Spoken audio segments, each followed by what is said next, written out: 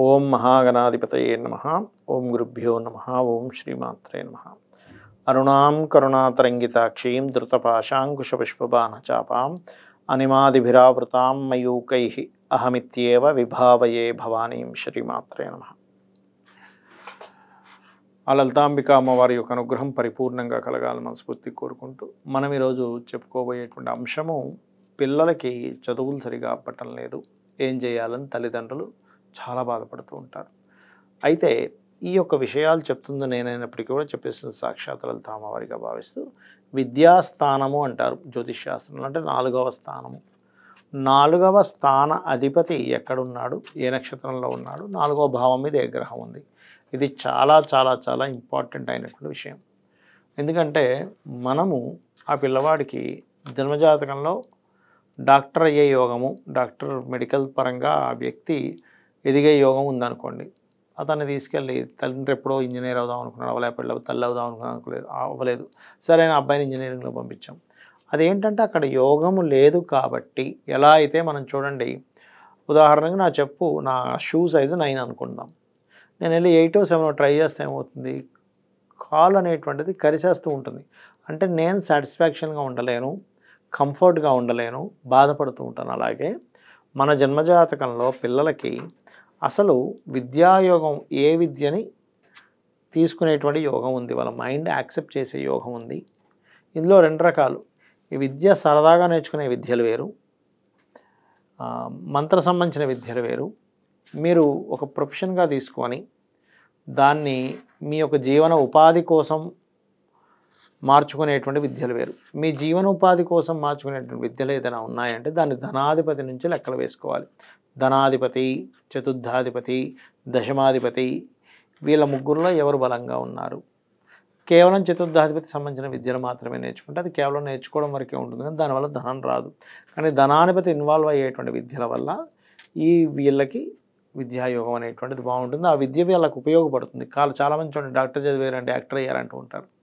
లేనట్లయితే ఇంకోటేదో చదివారు, ఇంకోటేదో ఇందులోనే జాబ్ చేస్తున్నాం, బ్యాంకింగ్ ఫైనాన్స్ రిలేటెడ్ చదివారండి కానీ మేనేజింగ్ వర్క్ చేస్తున్నారు అక్కడ అంటూ ఉంటారు. అంటే ఏమిటి, వాళ్ళు చదివినటువంటిది వాళ్ళకి ఉపయోగపడాలంటే వాళ్ళ ప్రొఫెషన్ కారకుడు, విద్యాకారకుడు కనెక్ట్ అయినటువంటి విద్యలు చదవాలి ఒకటి.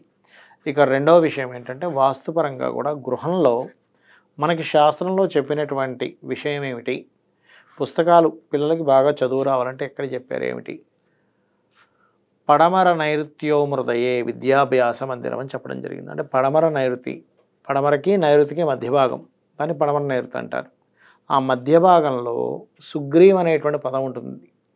ఆ పదం యొక్క లక్షణం ఏమిటి, ఇప్పుడు చూడండి, అదేమిటంటే దానికి ఒక లక్షణం ఉంటుందా అంటే ఉంటుంది. ఇప్పుడు ఎవరైనా బాగా నిద్ర వచ్చేటువంటి పానీయం తీసుకున్నారు, వెంటనే నిద్ర వస్తుందా లేదా, మన మీద ఆ ప్రభావం చూపిస్తుందా లేదా.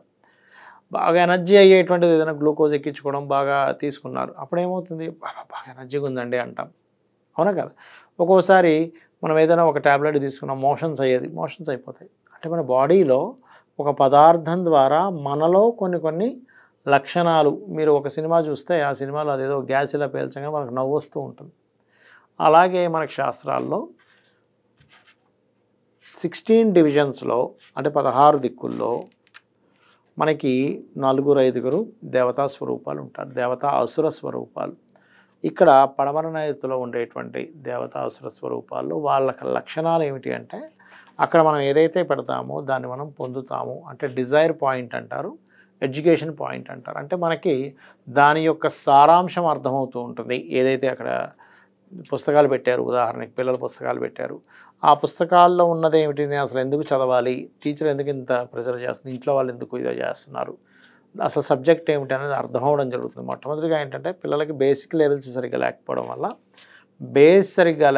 వల్ల వాళ్ళు హయ్యర్ స్టడీస్కి వెళ్తున్నా ఆ బేస్ లేకపోవడం వల్ల ఇబ్బంది పడుతూ ఉంటారు. కాబట్టి ఇంట్లో వాస్తుపరంగా పడమర నైరుతిలో కనుక మీ పిల్లల పుస్తకాలు అక్కడ పెట్టిస్తూ 1-2 వాళ్ళకి వాయువ్య గది ఇచ్చినప్పుడు 1-2 పుస్తకాలను వాళ్ళు అక్కడ చదువుకునేలా చేస్తే సరిపోతుంది. లేదండి, మరి పిల్లలు కొంతమంది చదువుకునే సమయాల్లో అనారోగ్యానికి గురవుతుంటారు. వాళ్ళకి అలాంటి సమయంలో 6వ అధిపతి 4వ అధిపతి కలిసి సంబంధం ఏర్పడుతుంది. అంటే చదువుకునే సమయంలో హెల్త్ ఇష్యూస్. అయితే ఇక్కడ కొంతమంది చేసే తప్పిదాల వల్ల, ఇంట్లో చేసే తప్పిదాల వల్ల కూడా చదువుకునే సమయంలో హెల్త్ ఇష్యూస్ వస్తుంటాయి. ఏమిటది అంటే, మనకి డబల్ బెడ్రూమ్ తీసుకుందాం. నైరుతిలో ఒక బెడ్రూము, వాయువ్యంలో బెడ్రూము, ఈస్ట్‌లో ఒక హాలు, ఆగ్నేయంలో కిచెన్ కడతారు సర్వసాధారణంగా. అయితే తల్లిదండ్రులు ఇద్దరు కూడా నైరుతి బెడ్రూమ్‌లో నిద్రపోయి వాయువ్యంలో పిల్లలకి ఇస్తూ ఉంటారు. కొంతమంది, అందరూ అలా కాదు, కొంతమంది వాళ్ళతో పాటే వాళ్ళు నిద్రపోవడం జరుగుతూ ఉంటుంది. అయితే ఇక్కడ వాయువ్యంలో వాయువ్యానికి పడమరకి మధ్య భాగాన్ని ఉత్తర పడమర వాయువ్యం అంటారు. ఇటు ఉత్తరం వైపు వస్తే ఉత్తర వాయువ్యం, పడమర వైపు వచ్చేదాన్ని పడమర వాయువ్యం అంటారు. పడమర వాయువ్యాన్ని డీటాక్సిఫికేషన్, శాస్త్రంలో దానికి ఉన్నటువంటి శ్లోకం ఏమిటి అంటే పడమర వాయువ్యో మృదయే రోదనాది గృహస్పృతం అన్నారు.